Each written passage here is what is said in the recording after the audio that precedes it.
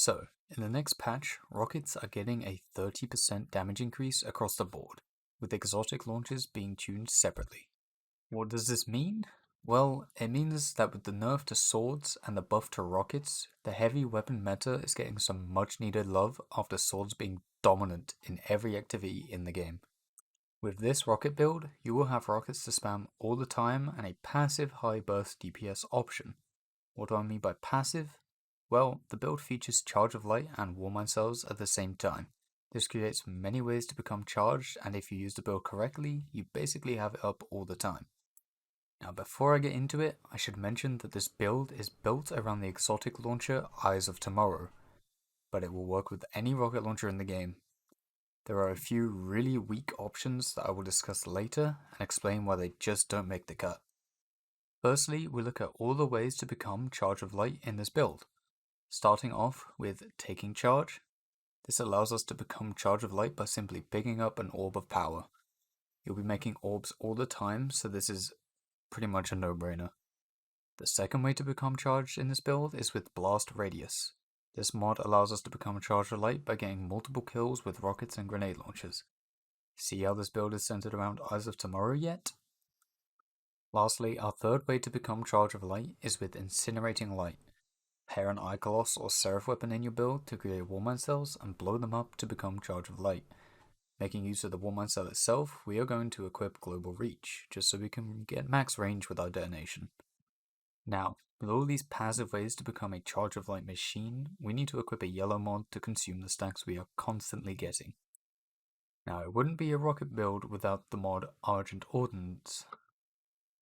This mod simply gives us a quicker reload speed and more damage on our rockets whilst being Charge of Light. Once the rocket hits, the buff is consumed. This is per rocket and any damage over time it may do. Going back to the bad picks I mentioned earlier, we can take a look at Two-Tailed Fox and why it's a really weak option.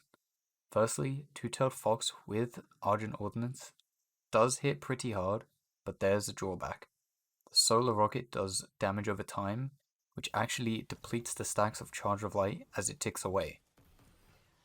Any future change to this kind of frustrating feature would be nice, as it would put Two-Tailed Fox into the conversation with this build. Unfortunately, Deathbringer suffers the same fate, as each Seeker counts as an individual damage source and will consume the stacks faster than you can get them. Now, you're probably thinking that Eyes of Tomorrow has 6 rockets, so wouldn't it consume the stacks the fastest? Well, that's a fair evaluation, but the rockets are so close together on a single target that the game doesn't take multiple stacks when dealing single target damage. You'll only come into this issue when dealing with multi-kills that are scattered around the place with the tracking multiple target feature on this rocket. Another benefit of this rocket is that it has its own damage buff that stacks with Goldslayer warheads and is super easy to get. Currently, at the time of making this video, you can get the damage buff from any 4 kills.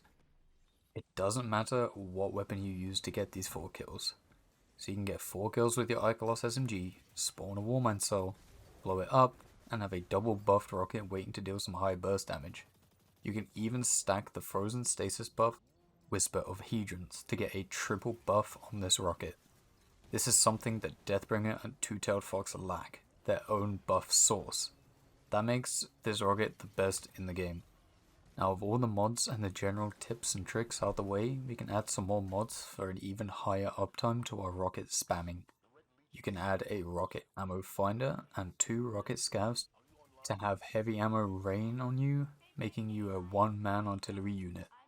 Note that with this rocket, you do not need to run rocket reserves, as the lowest and highest you can hold is 8. It is always 8 with this rocket, no matter what you add to it. Another drawback to the other rockets that rely on reserves to have more ammo. With the buff to rockets, we could see a little more playtime with some of the most fun guns to use in the game. I hope you enjoyed this build. A like would be much appreciated, and I'll see you guys next time. Peace.